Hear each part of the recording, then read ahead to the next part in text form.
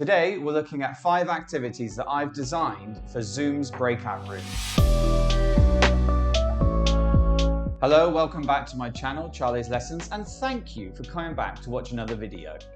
Today, we're looking at 5 activities that I've designed and adapted for Zoom's breakout rooms. So if you teach online, then this video is for you. Before we take a look at the ideas, if you're not sure how to use breakout rooms or get them set up on Zoom, then I'm going to show you a little tutorial on how we do that first. If you do already know, then you can go ahead and skip to the ideas now. To activate breakout rooms, you need to visit the Zoom website, go to Meeting Settings, and come all the way down to the bottom until you find a setting that's called Breakout Room. You then need to activate this by clicking here, and now this should update the settings in Zoom for you. When you're on the Zoom program, breakout room option should appear at the bottom. You can choose to assign the breakout rooms automatically or manually and how many rooms you would like to create.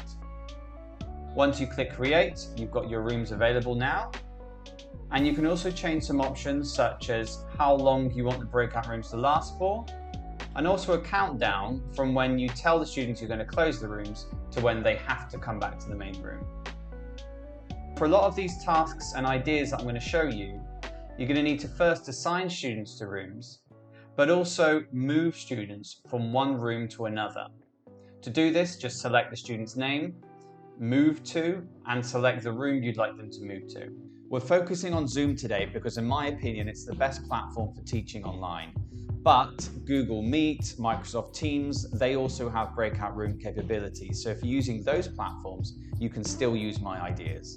The first thing I want to mention about breakout rooms is that if you have students with poor internet connections, then by pushing them out into these breakout rooms, you might lose them, which could be a good thing if you don't like them. A second issue is that if you're doing breakout rooms for the first time with your students, they might get a bit confused about where they are. So you might want to pop into each breakout room just to remind them that they are still in the meeting and that the teacher is still there. For these 5 ideas, they follow all the same dynamic. You need to have probably at least 4 students. And what I do is I have one group of students that are fixed in the breakout rooms and one group of students that I'm moving through the breakout rooms from one to the other. The first idea is what I call the fortune teller activity. In this activity, I divide the students into 2 groups. You've got fortune tellers and customers. The customers beforehand need to come up with a set of questions that they'd ask a fortune teller if they ever had the luck to meet one.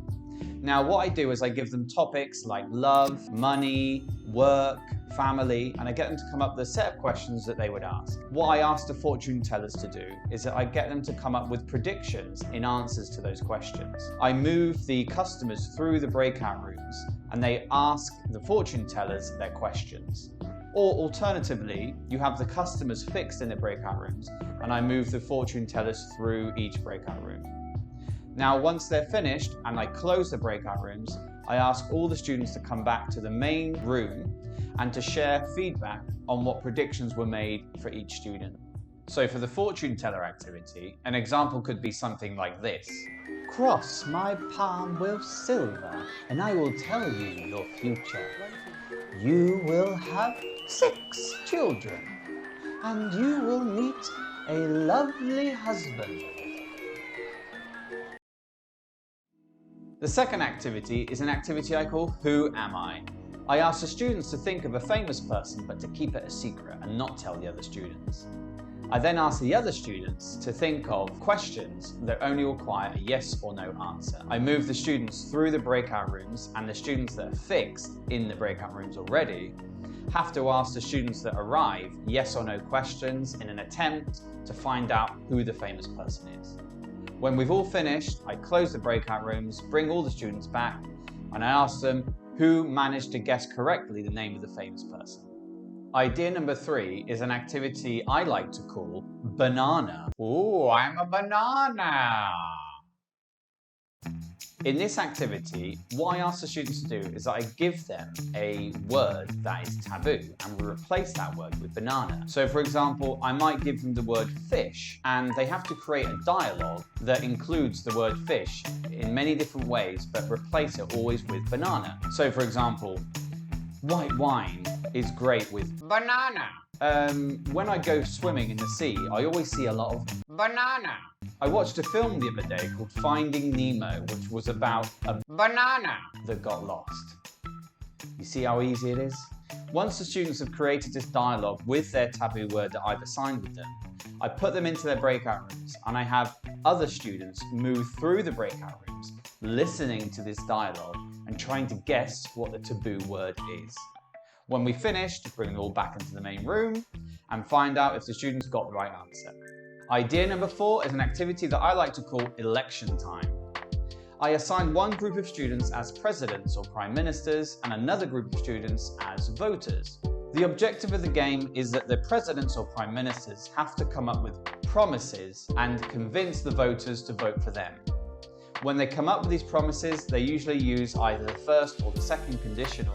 And what I do is I have the presidents or prime ministers fixed in the breakout rooms and I move the voters through all the breakout rooms, listening to all the different election promises. When we've all finished, I bring all the students back and they decide who they would vote for. So an example of this could be something like, "Welcome to the Oval Office, I'm the President of the United States of America, Donald Trump. If you vote for me, I will build that wall." Now I know that Donald Trump's not the president anymore, but he definitely sounds like that. Idea number 5 is an idea that I call Let's Go on Holiday. What I do is I put the students into 2 groups, travel agents and customers. The travel agents need to sell to the customers a weekend away and describe the activities they can offer, the hotel and the transport. The customers move through the breakout rooms listening to all the offers and finally decide on the one they like the most. When I bring all the students back, I ask the students which holiday they chose and why. To make idea number 5 even more fun for your students, have them prepare a brochure on Canva beforehand. If you're not sure how to use Canva in your classroom, then go ahead and watch my other video where I explain how to get students to collaborate on a task in Canva. Thank you for watching my video on Zoom breakout rooms, and I hope that you can use these ideas in your classes. If you haven't subscribed yet, then please do that right now. And I'll see you in the next video.